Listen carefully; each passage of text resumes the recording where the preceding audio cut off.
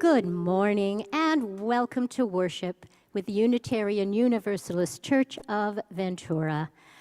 We are a community of many beliefs, identities, origins, sexualities, and genders, and all are welcome.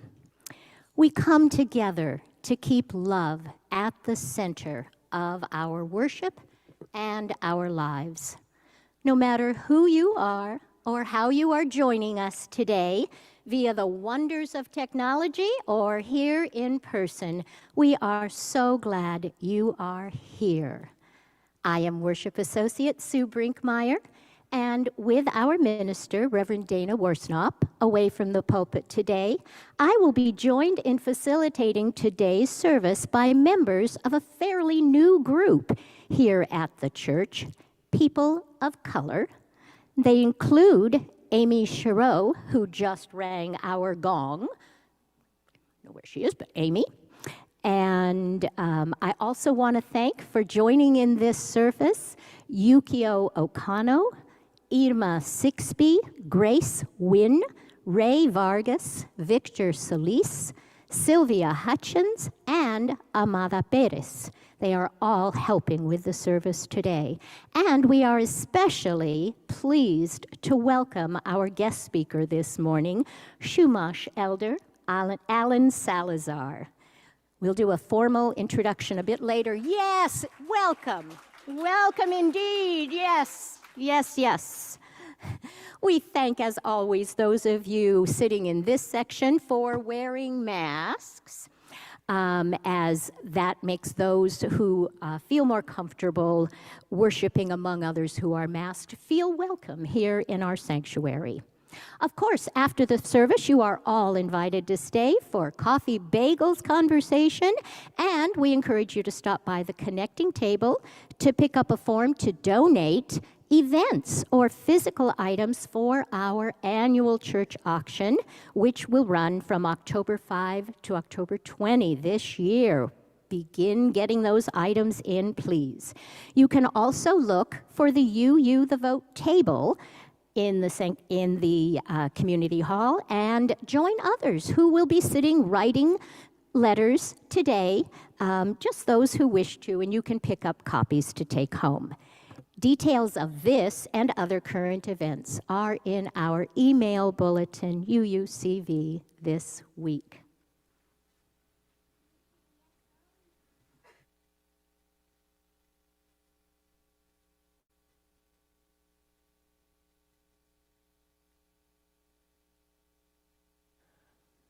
Good morning. Good morning. My name is Yukio Okano. Our People of Color group of UUCV, also known as the POC group, initiated today's service. Many of you may have wondered why we started a People of Color group here at UUCV. Each person of color has their own story, but allow me to share my experiences.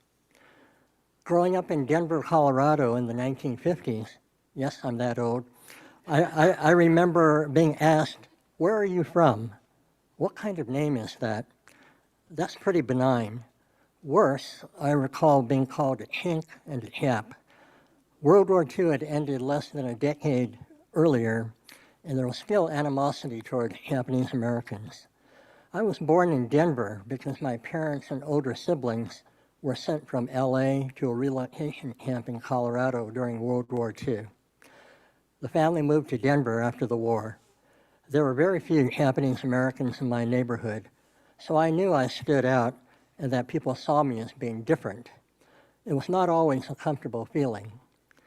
In 1958, when my family returned to California and moved to Gardena, I had the opposite experience. At the time, Gardena had the highest percentage of Japanese Americans of any city in the country outside of Hawaii. I was 12 years old, and I remember being shocked by all the Asian faces around me. I no longer stood out as being different. So why did we start a People of Color group here at UUCV? 3 reasons stand out to me. First, although most UUs are liberal, tolerant, and open-minded, the reality is that the UU world is mostly white. Having a People of Color group provides a different space for self-identified people of color to come together and not feel like minorities. It does make a difference. Second, the People of Color group wants to promote diversity here at UUCV. I think many of you would like that too.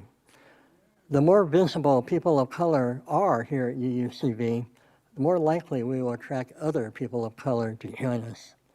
The more people of color feel welcomed here, the more diversity we will have. Third, the People of Color group wants to work with our white allies, hopefully most of you, to fight racism and social injustice. So many of our social problems are intertwined with racism. But where do we start? One way to start is to address the very place we are, literally. We often start our service with a land acknowledgement that the Chumash people once occupied this land. The People of Color group believes we should move beyond simply reading a land acknowledgement and reach out to the Chumash communities around us to establish a positive and meaningful relationship with them. On behalf of the larger UUCV community, we have sought opportunities to support and interact with local Chumash groups. And so today, we have invited a local Chumash elder to share with us. We are honored to have Elder Alan Salazar with us today. We will formally introduce him to you just before he speaks.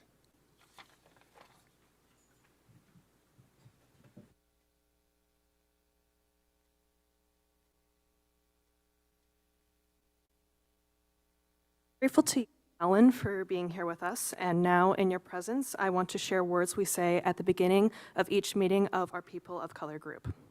We acknowledge our presence on the ancestral and unceded territory of the Ventureño Chumash people, the traditional caretakers of the lands and waters of this place. With respect for the rights and wisdom of the indigenous people, we acknowledge our harmful colonial histories and commit to decolonizing our own practices, to learning new ways of being in community, in good relationship with the indigenous people of this land and with the land itself.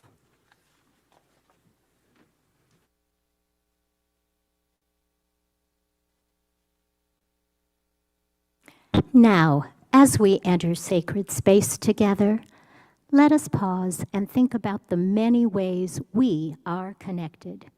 Though we arrive this morning from many paths, in so many ways, as in the image on our screen, we are all in the same boat. With shared values, we all pull together on oars that move us toward a world that is more just, more sustainable, more equitable, and more connected, where all feel they belong. Let us enter sacred space together.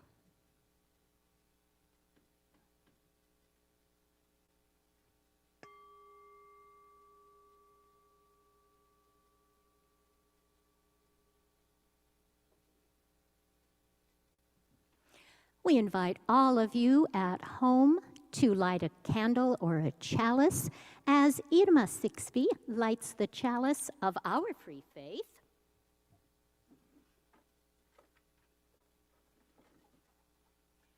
At least she would if I'd remembered to light the candle, which I didn't. Here you go, Irma. As Irma Sixbey lights the chalice of our free faith here in the sanctuary.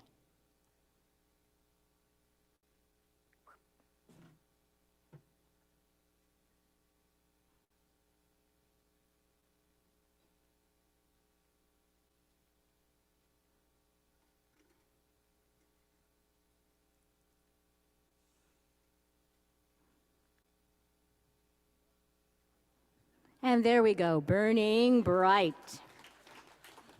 Thank you, Irma.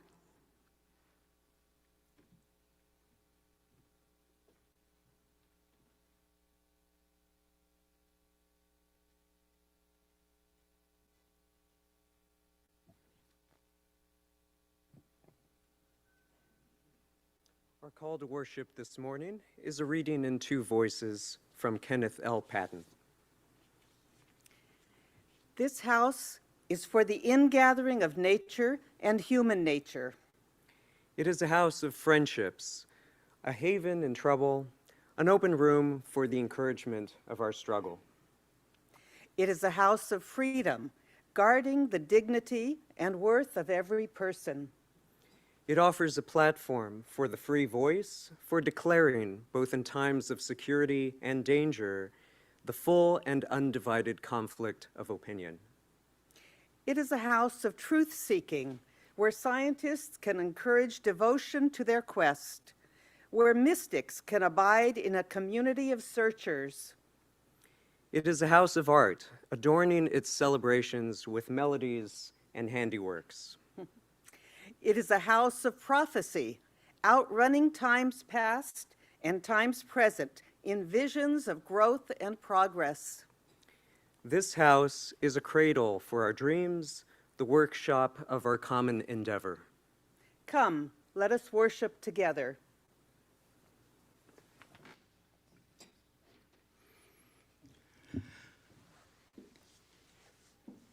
Good morning, everybody. Today we're going to be singing number 360. Here we have gathered. I invite you all to rise in body or in spirit as you are able.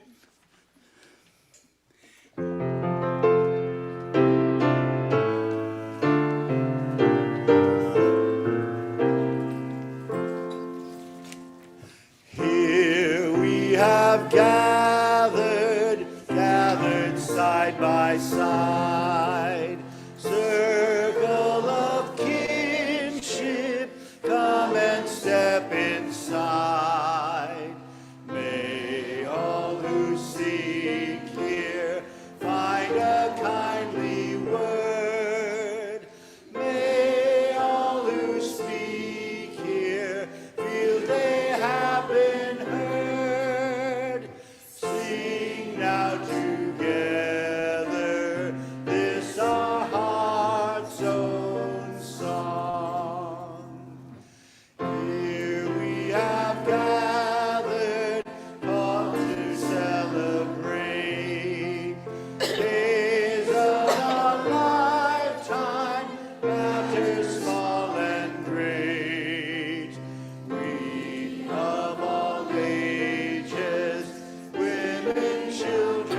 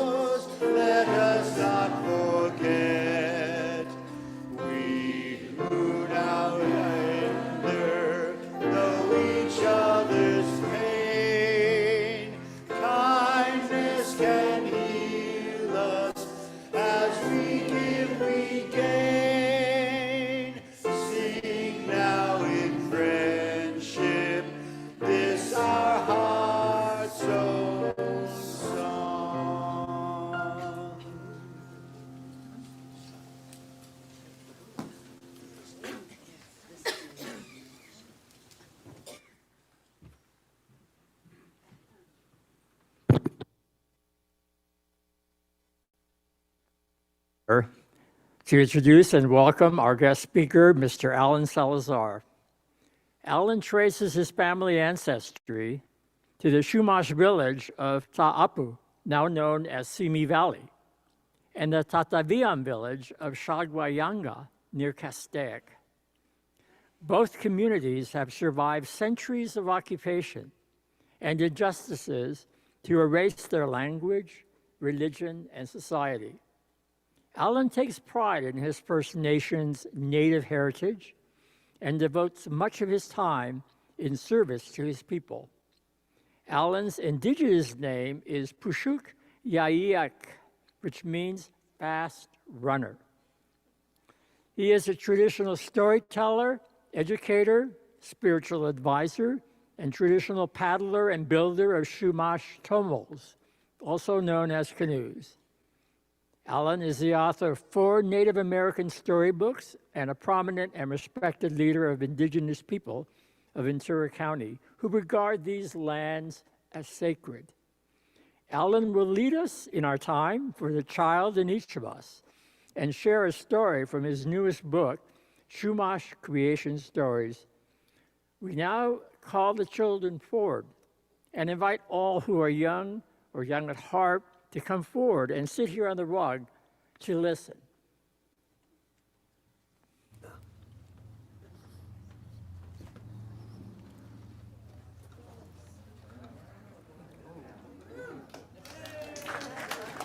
Will you open that room over there, see if I left my picture panel in there? I will. Aku, aku.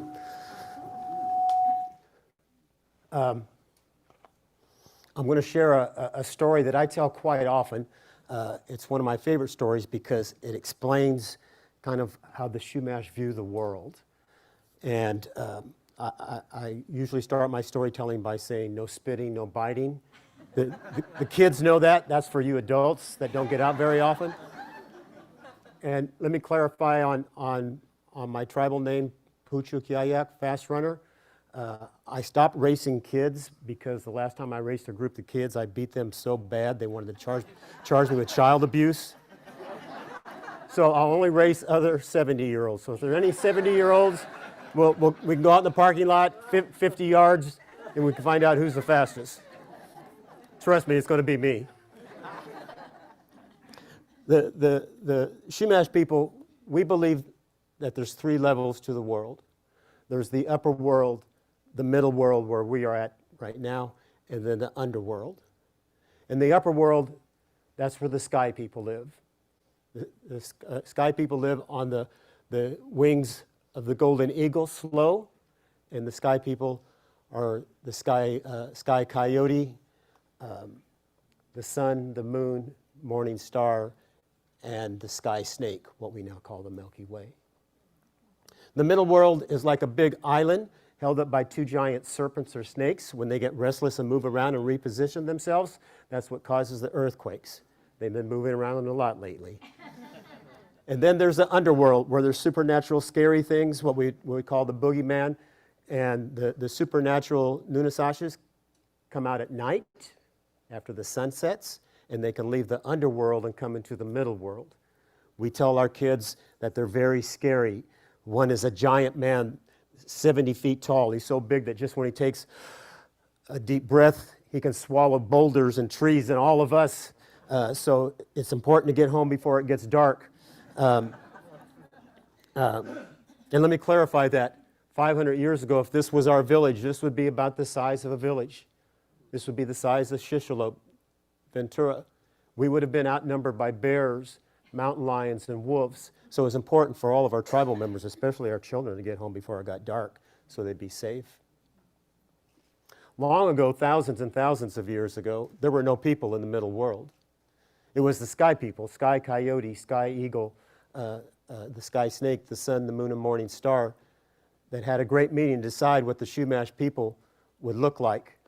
Lizard was there and just listening quietly to this discussion that lasted for several days and several nights. Everything they discussed about what the Chumash people should look like, Coyote wanted us to look like him. He wanted us to have a long pointy nose, a little black tip, wanted us to have furry ears that flap in the wind when you run. He wanted us to have yellow eyes because coyotes have yellow eyes.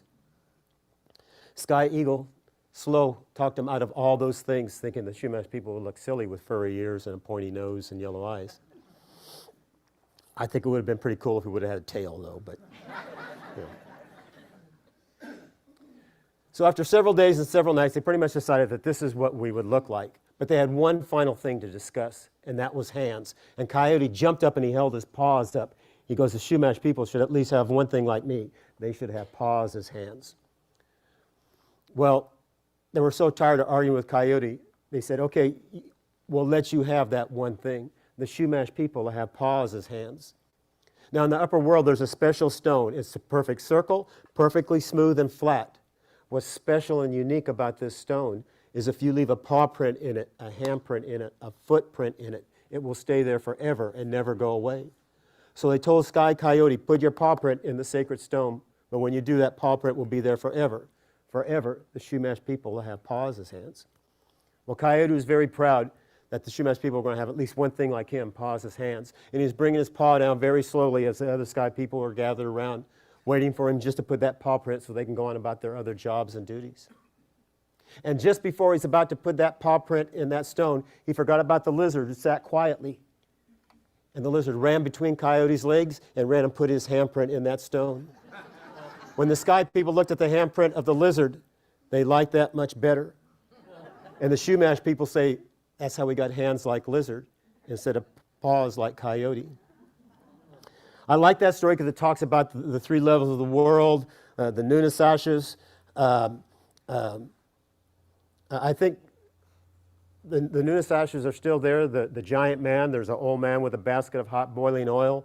A couple of other ones. I think now Fox News reporters are down there, but I'm not sure.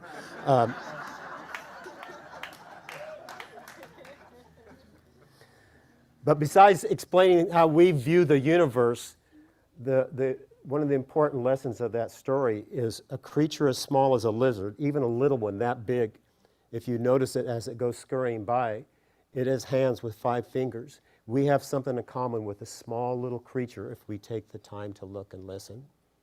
So thank you. I hope you enjoyed this story. No spitting, no biting. You guys were one of the better groups I've had in a long time. Thank you.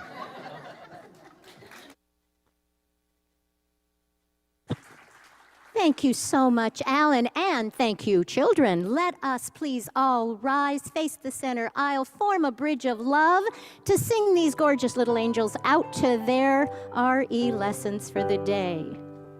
In our love as you go, may your heart be at peace as you go. Every spark of your precious life, we hold you in our love as you go.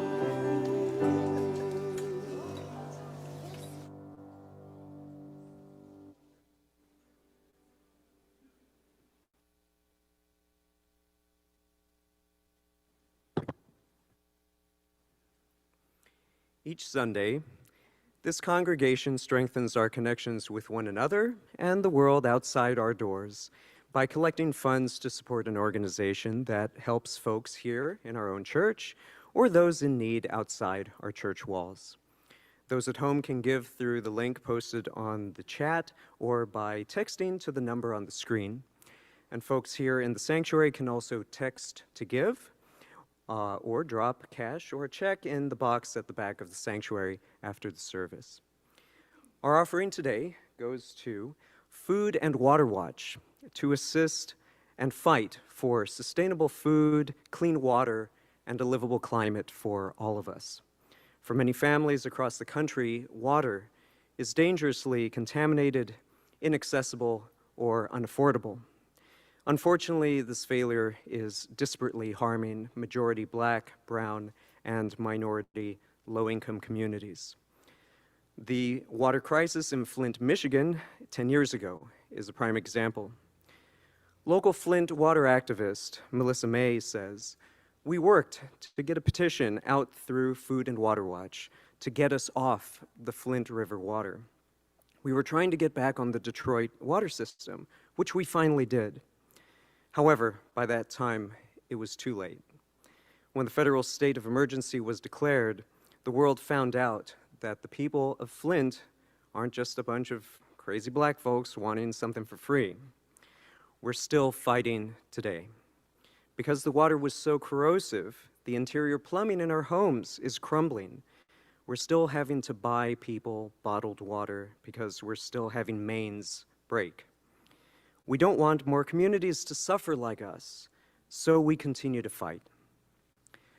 From banning fracking to shutting down polluting factory farms to making sure communities across the country have access to clean water, Food and Water Watch continues to fight, as it has for the past 18 years, for the clean water, sustainable food, and livable climate that we all deserve. Thank you for giving generously, as you always do.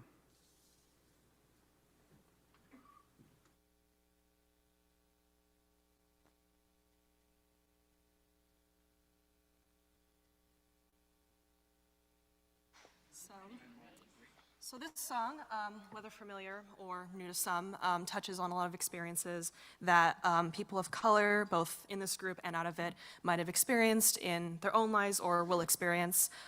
It was written by Tracy Chapman, a Black bisexual artist, and I hope you all enjoy. This is Fast Cars.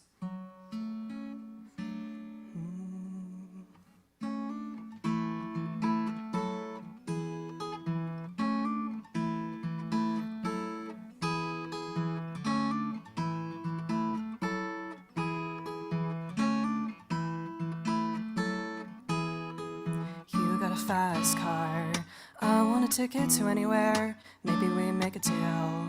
Maybe together we can get somewhere. Any place is better.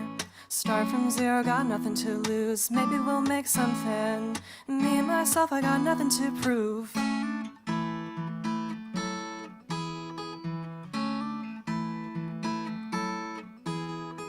You got a fast car, I got a plan to get us out of here. Been working at the convenience store. Managed to save just a little bit of money. Won't have to drive too far. Just cross the border and into the city. You and I can both get jobs. Finally see what it means to be living.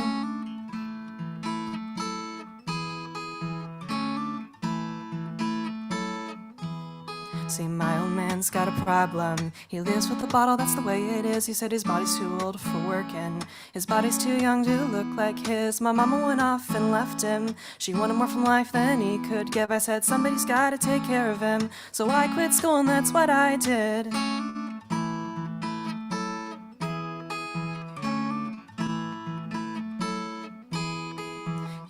Fast car, is it fast enough so we could fly away? We gotta make a decision, leave tonight or live and die this way.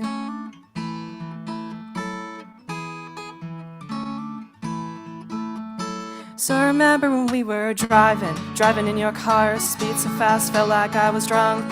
City lights lay out before us and your arms felt nice wrapped around my shoulder. And I had a feeling that I belonged. I had a feeling I could be someone, be someone, be someone.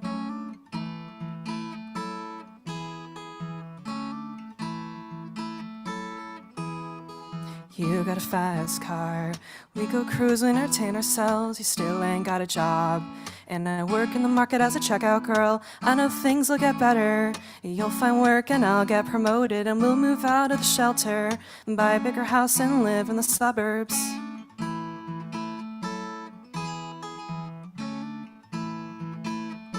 So remember when we were driving in your car, speed so fast, felt like I was drunk. City lights lay out before us and your arms felt nice wrapped around my shoulder. And I had a feeling that I belonged. I had a feeling I could be someone, be someone, be someone.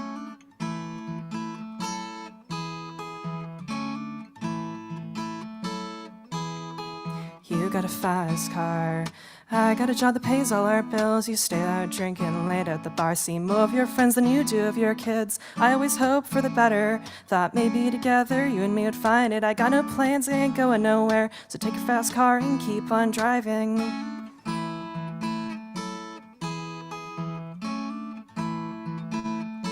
So remember when we were driving in your car, speed so fast, felt like I was drunk. City lights lay out before us, and your arms felt nice wrapped around my shoulder, and I had a feeling that I belonged. I had a feeling I could be someone, and be someone.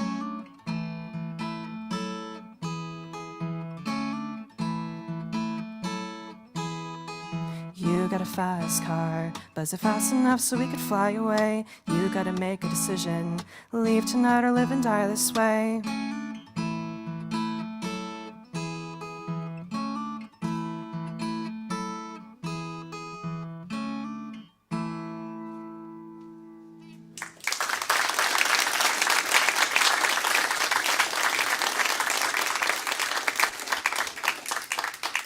Thank you so very much, Grace. We are so grateful to you for the generosity. Each and every week, it is a key ingredient in the interconnected tapestry of love we weave together.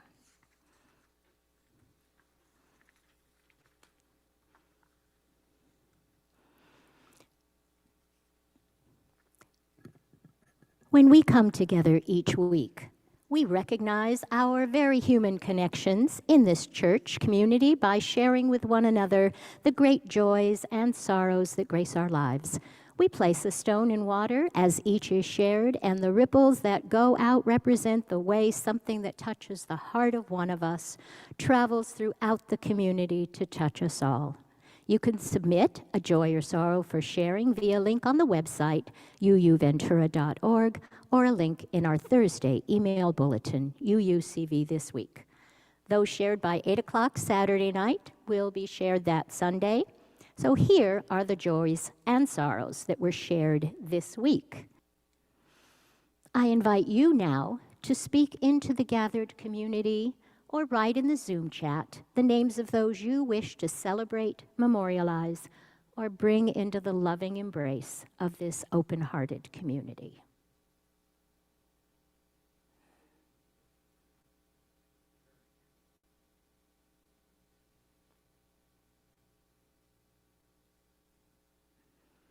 Irma will now place one final stone in the water for the joys and sorrows just shared and those yet unspoken in the silent sanctuary of our hearts. May we be truly grateful for all that is our life.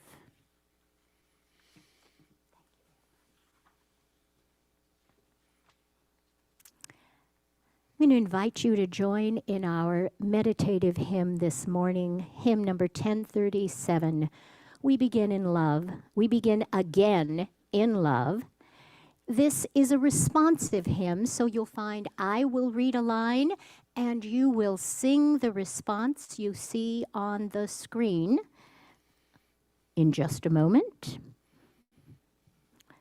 Let's get that response up on, thank you. So, Zach, could you play that response for them so they know what they'll be singing? Each other, we begin again in love. Let us begin. For remaining silent when a single voice would have made a difference. We forgive ourselves and each other.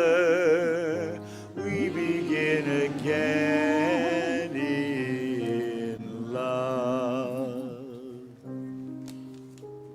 For each time that our fears have made us rigid and inaccessible,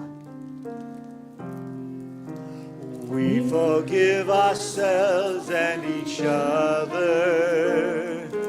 We begin again in love.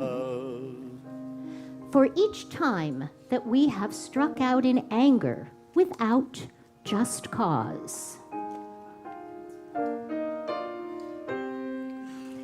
We forgive ourselves and each other. We begin again in for each time that our greed has blinded us to the needs of others. We forgive ourselves and each other. We begin again in love. For the selfishness which sets us apart and alone. We forgive ourselves and each other. We forgive and in love. For falling short of the admonitions of the Spirit.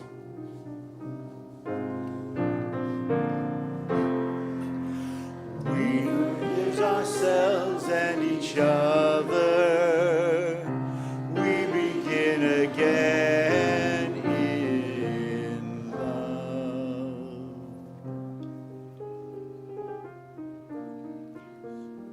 For losing sight of our unity. We forgive ourselves and each other. We begin again in love. For those and for so many acts, both evident and subtle, which have fueled the illusion of separateness. We forgive ourselves and each other. We begin again in love.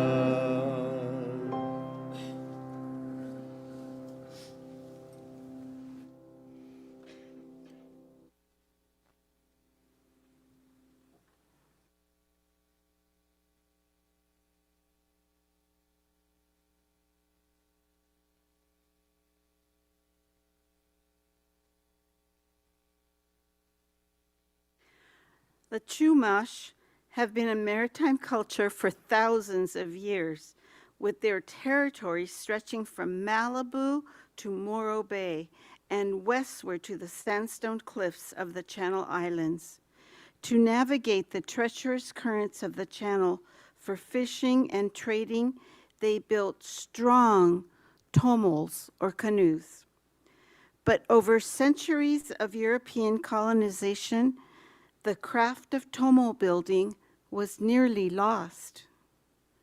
This video shows how our speaker today and the communities of which he is a part are bringing back this lost part of their culture.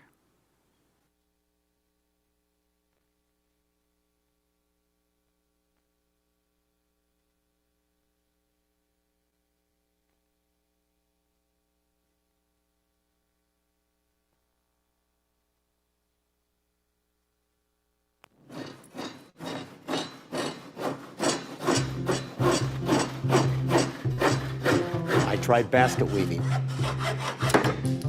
These little fat fingers just can't weave.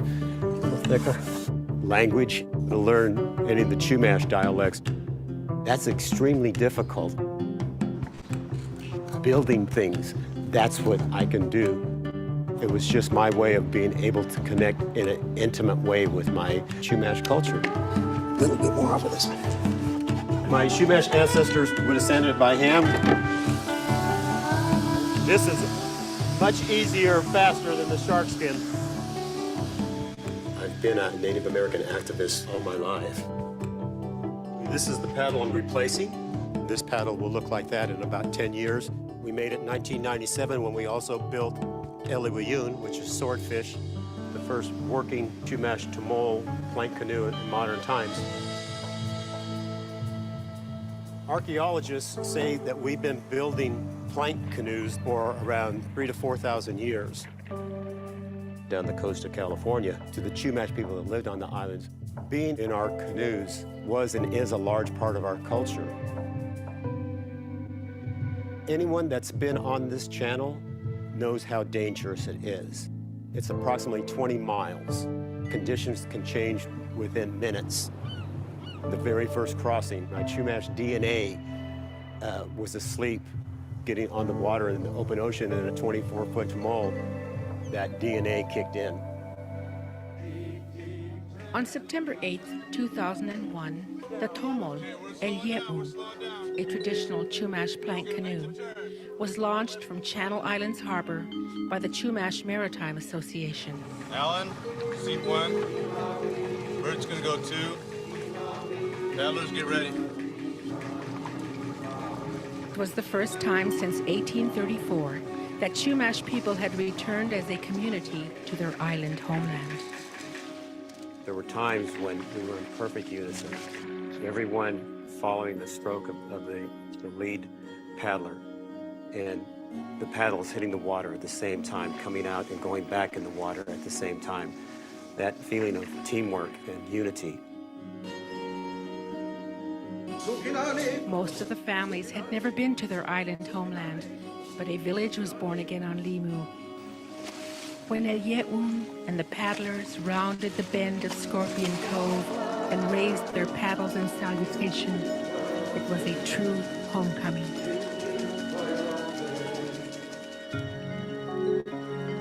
Over the last 20 years, we've done 13 crossings. I think it's in my DNA.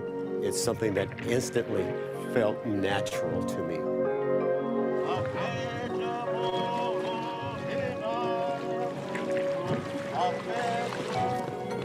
I'm in training all year round. I'm 72 in good health, and I think I still have a few years left to paddle. All those houses back there, they're built over middens and ancient sites.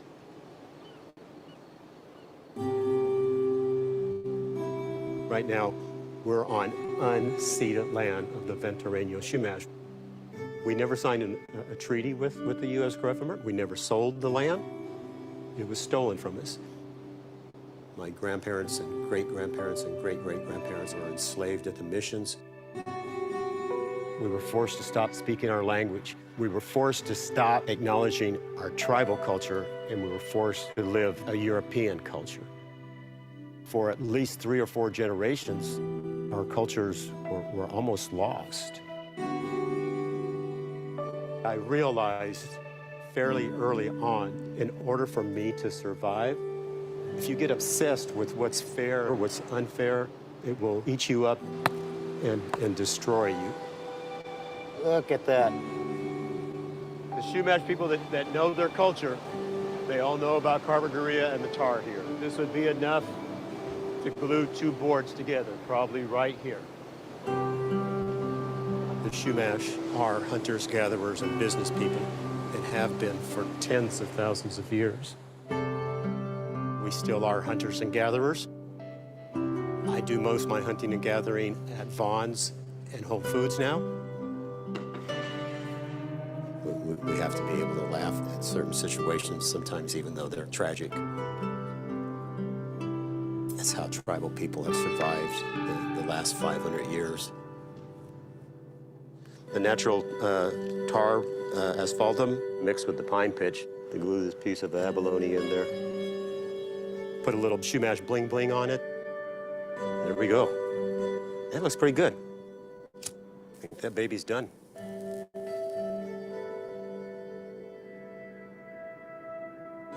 I was raised to be proud of my Chumash Tataviam ancestry. Most native peoples in the 50s, they were trying to blend in, not be noticed.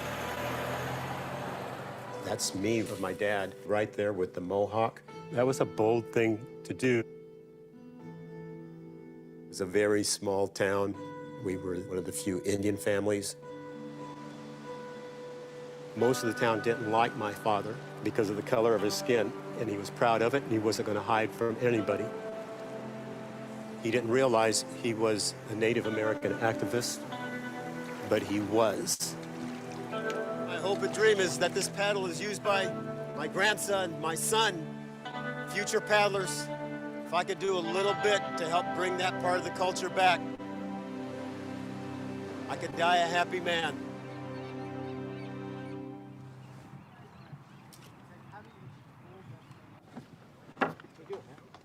Diego has bumped me out of the tumult. He's now our #1 paddler. Oh, yeah, right now. Ready? Go. Being an urban Indian is not easy. The young paddlers see me working hard, see me being dedicated to being a better paddler. Take pride in what they do, take pride in their heritage. That's my hope and dream. How long is it? 11? Just over 11. Mine's like 11.5. Oh. One of our young, strong paddlers. I've been a bad influence on her since she was about 12. When you build canoes for thousands of years, you had a large support group behind you.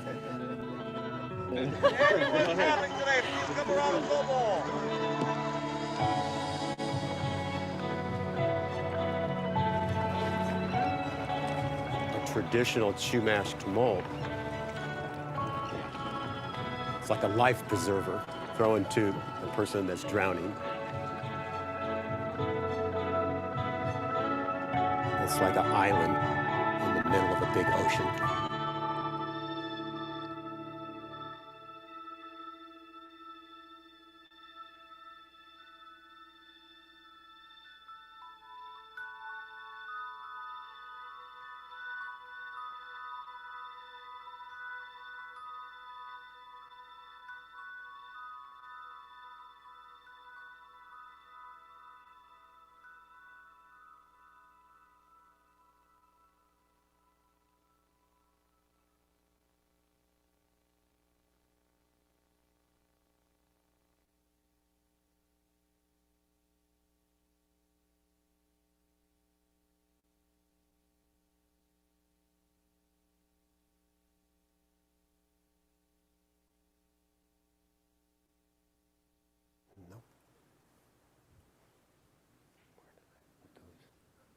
Eventually that slide will change and indicate that we're going to sing Swimming to the Other Side by Pat Humphries.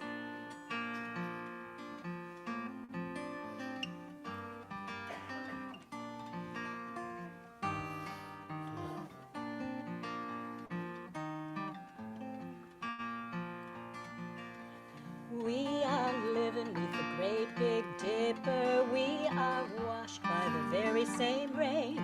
We are swimming in the stream together, some in power, some in pain. We can worship this ground we walk on, cherishing the beings that we live beside. We're all living in the stream forever. We're all swimming to the other side. I am alone and I am searching, hungering for answers in my time. I am balanced at the brink of wisdom. I move forward, you see the sign. I move forward with my senses open. Imperfection will be my crime. In humility I will listen. We're all swimming to the other side.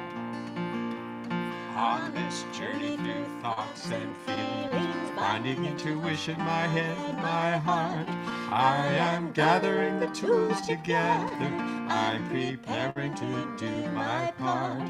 All of those who have come before me band together and be my guide. Loving lessons that I will follow. We're all swimming to the other side.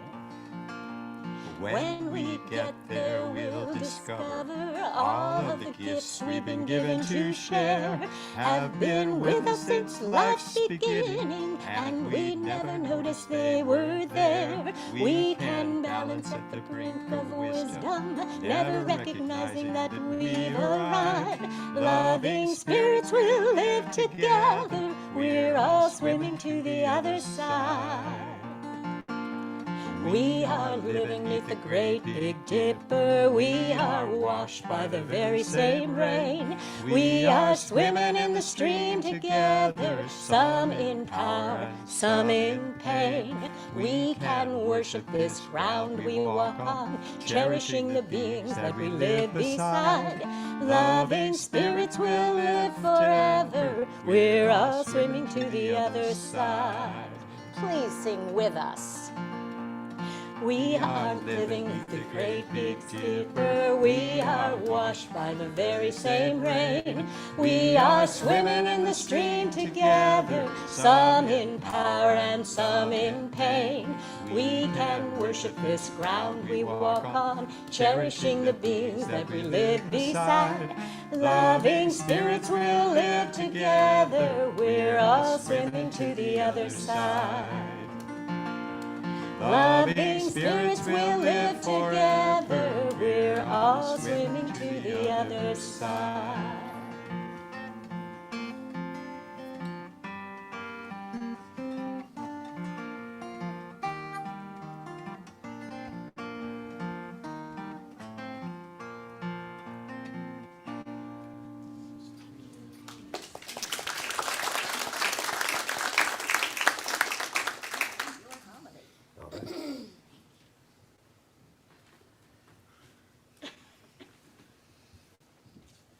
Hamanat, Haku, Netwan Alan Salazar, Netwan Puchu Kyayak, Pasekva Nukasin, Chogoyanga, Tapu Nukasin.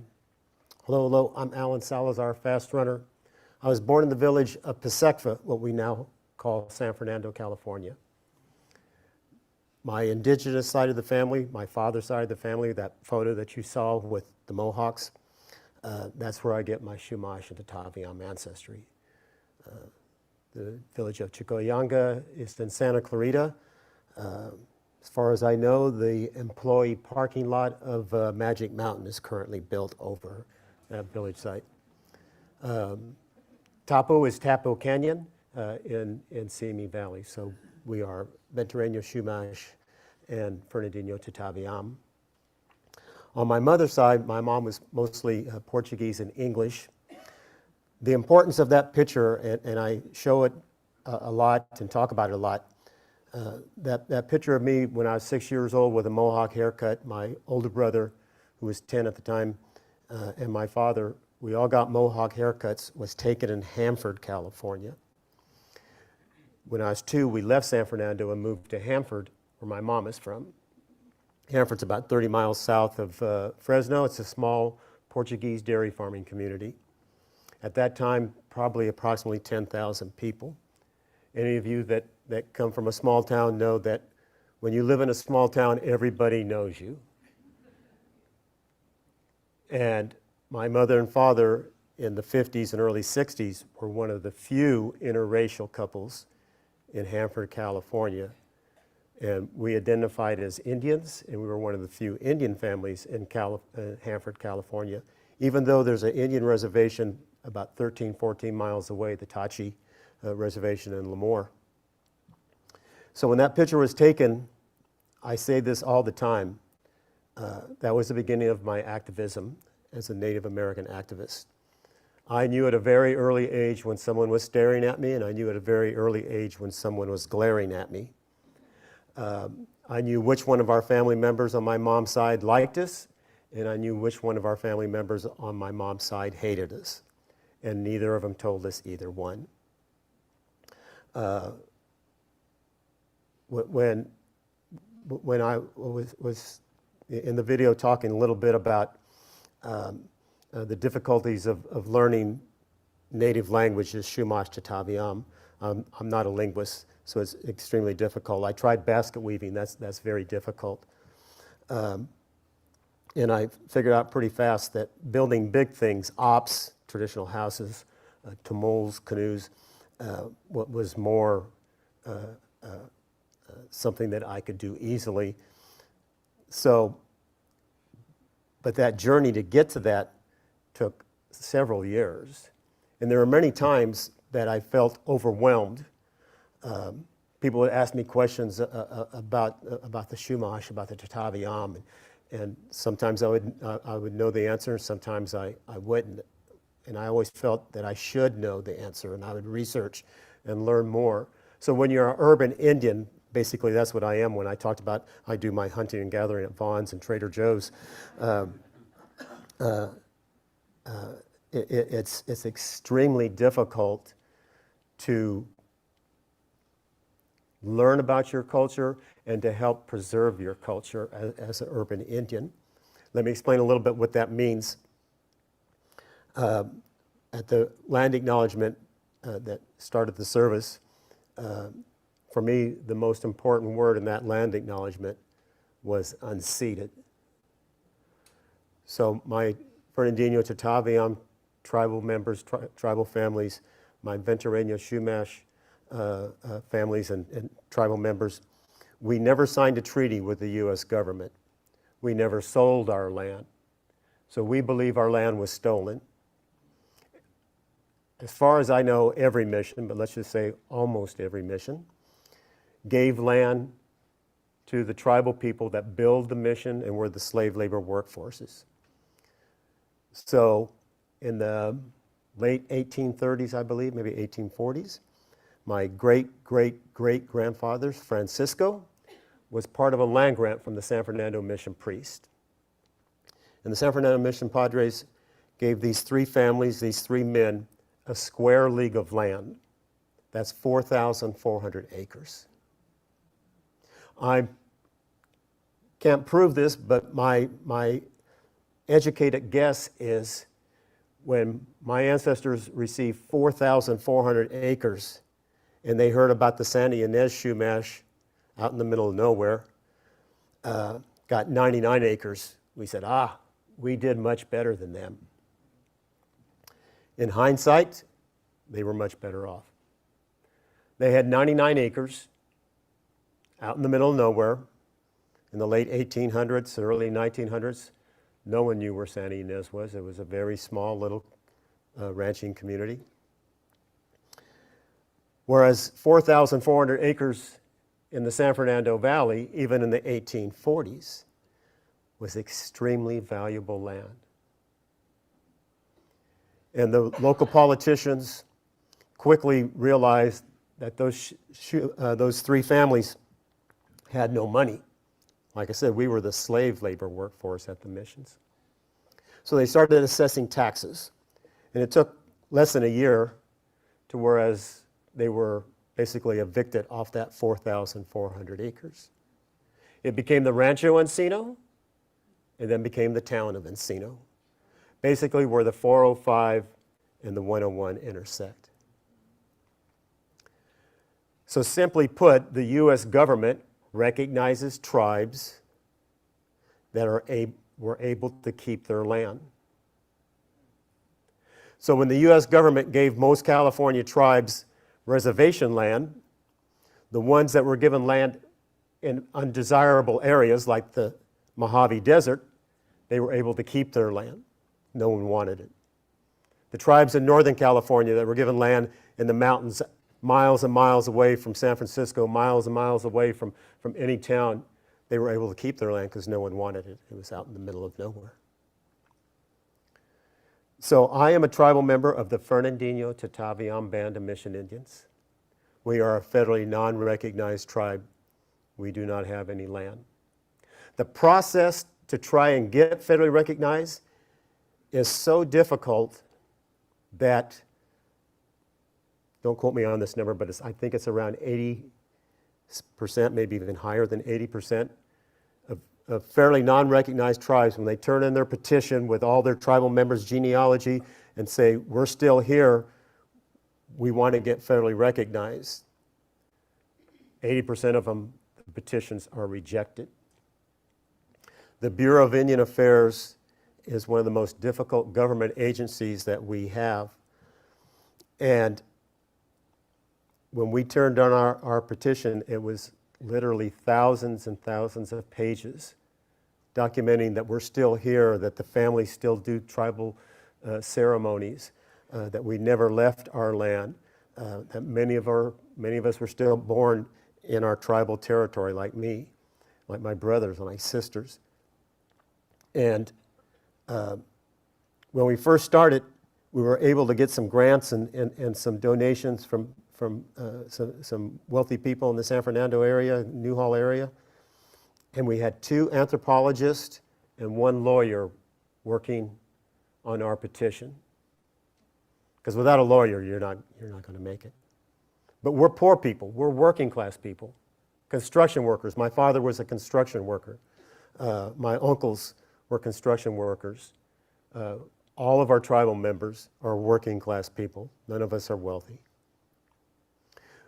We figured out how to write grants, and we're at the halfway point. We've been under review for the last 4 years, and we're halfway through the review process.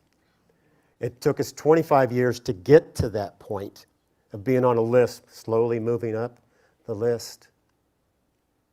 I just met with our tribal president just a few days ago, and I asked him, because I knew I was underestimating the number. I go, Rudy, how many lawyers do we have working on our petition today? He says, we have 9. 9 lawyers. That's how difficult it is to get fairly recognized when you're a non-fairly recognized tribe and your land was taken from you.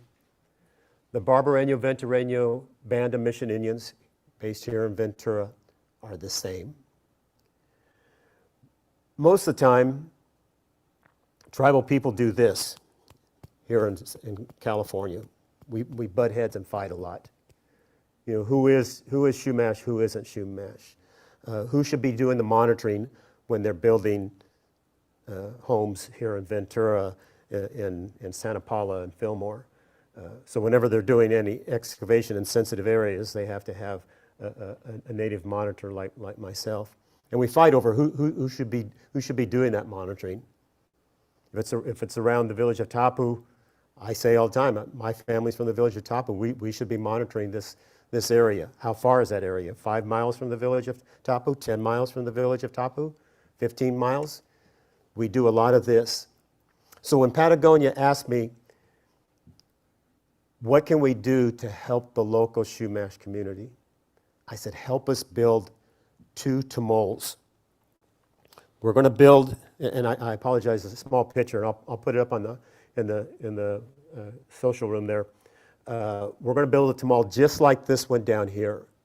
So in that video, when it was talking about Elibuyun, swordfish, that tumol was built in 1997. I helped build it from the very first board.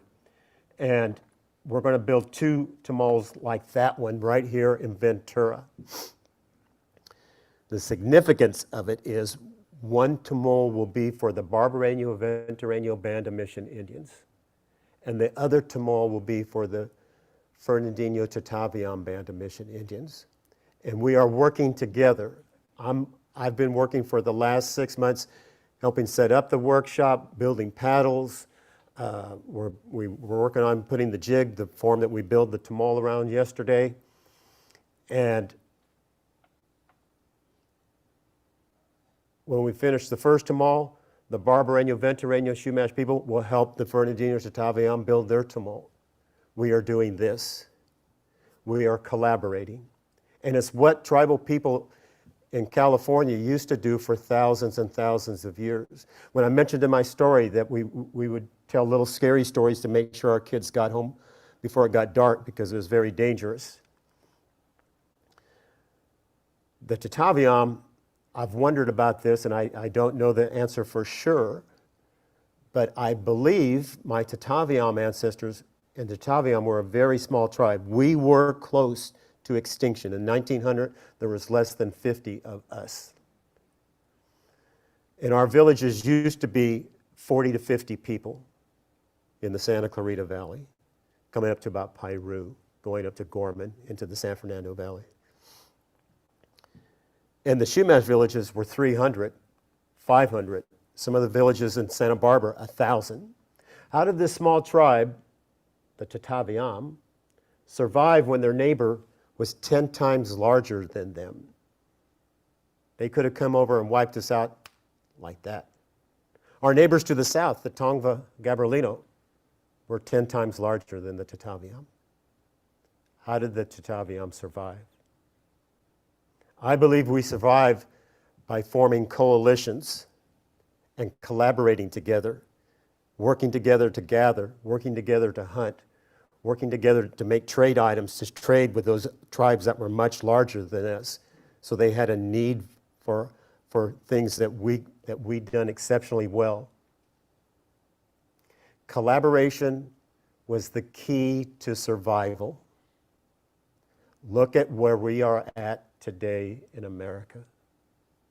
We are doing this, and we're not doing this. Collaboration is the key to the survival of the United States of America. Collaboration is the key to the survival of Ventura, California.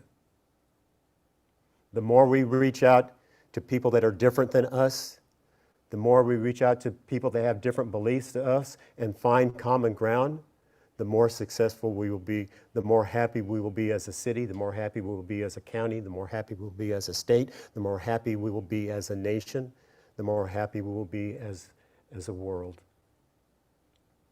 My ancestors did that for over 13,000 years. The Chumash are one of the oldest tribes in North America. If you know this, I apologize for repeating information that you already know, but most people don't know this. In 1959, they found some human bones on Santa Rosa Island, archaeologists, because they knew some of the village sites had carbon dating testing back 12,000 years. And when they saw this leg bone sticking out from where they were grading the dirt road, they knew those leg bones looked very old, and they kept them encased in dirt and took them back to the Santa Barbara Museum of Natural History. I believe it was the late 1900s, and so about 25 years ago, they did some carbon dating testing on that leg bone of that Chumash man. The Arlington Spring man was determined to be between 13,000 to 13,500 years old. And as of today, still today, those are the oldest human remains in North America. So the Chumash can prove we've been here for 13,000 years, and we did that by collaborating, living with the animals, living with the bears, living with the mountain lions, living with the wolves, living with neighboring tribes. Collaboration is the key. I want to close with the prayer. I don't want to set the smoke alarms off. There's nothing worse than sprinklers coming on in the middle of a service. So normally I would light this, and the smoke from this sage would cleanse us spiritually. It would take away all our bad spirits and bad thoughts, and as the smoke was drifting off, it would call in all our good spirits and good thoughts. But I want to ask the Great Spirit, Mother Earth, the power of the four directions. Most tribal people believe that each direction has a power or a gift. To the north, the cold winds come. The cold, harsh storms come out of the north.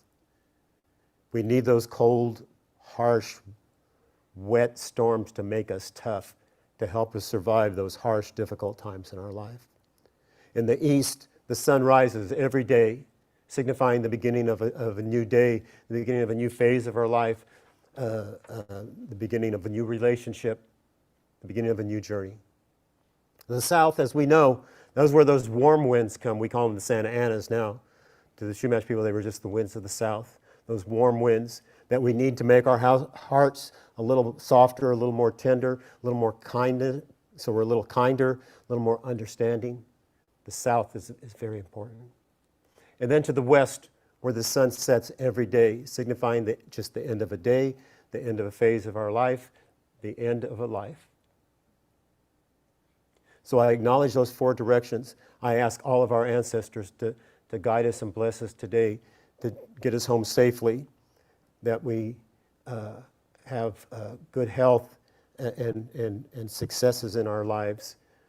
I ask that the young people sit down with their elders and learn their stories. I pray for our elders. I pray for our warriors and our soldiers that they come home safely to their family. I pray for all of our leaders, city, county, state, federal, our family leaders, our tribal leaders. I pray for all of them, and I pray and ask them to guide us with a good heart and an open mind. In many tribal cultures, spiritual people use tobacco as an offering, and that's what I will do. Tobacco is a very old plant. It's a gift from Mother Earth, and we give it back to Mother Earth. Before I collect sage, before I collect elderberries, I leave an offering of tobacco. At the end of my prayers, I leave an offering of tobacco and thank Mother Earth for everything that she gives us. Thank you for allowing me to share my culture, my beliefs, our prayers. It's an honor to be with you this morning, and I'll be in the room there with my books. I'll try and answer as many questions as I can. I will answer one question that I always get asked. Are all the Chumash and Tataviam people good looking? Yes, we are. Blessings. Thank you, dear. It's all yours.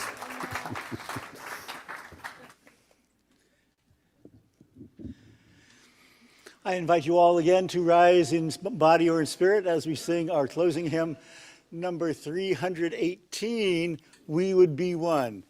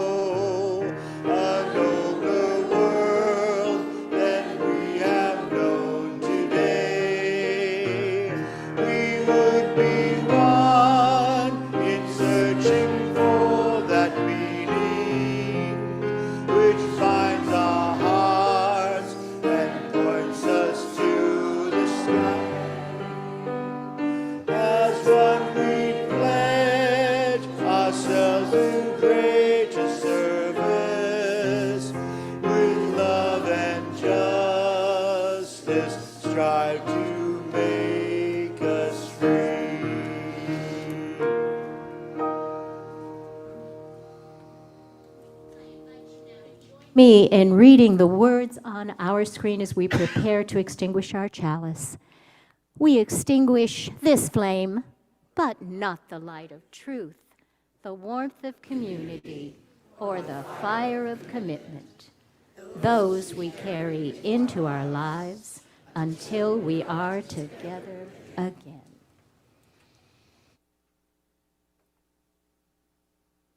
Thank you, Sylvia. All of you here in the sanctuary are invited, of course, into Berg Hall, our community room for coffee conversation. Also, especially guests and visitors are invited to stop by the connecting table to visit with people prepared there to tell you about our church and what's happening there. Pick up, all of you, if you will, something to give us an item for the upcoming auction, write a letter for UU the vote, or stop by the table right by the closest wall here and visit with our wonderful speaker, Alan Salazar, to whom we are so grateful. He has books there for those of you that want to take Chumash Stories home with you. He's written 4, but he has 2 there today. Those of you on Zoom are encouraged to join a breakout room and visit with one another, and you can put a check or cash in the basket at the back as you leave for food and water watch. Our benediction from Yukio.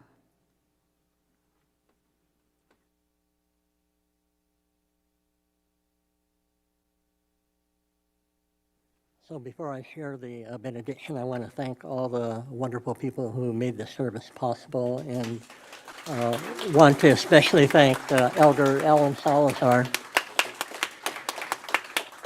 Our closing words are by Frederick E. Hillis. May the love which overcomes all differences, which heals all wounds, which puts to flight all fears, which reconciles all who are separated, be in us and among us, now and always. Go forth in peace, go forth in love, go forth and build connections that, with time and patience, will surely weave a more just world. May it be so.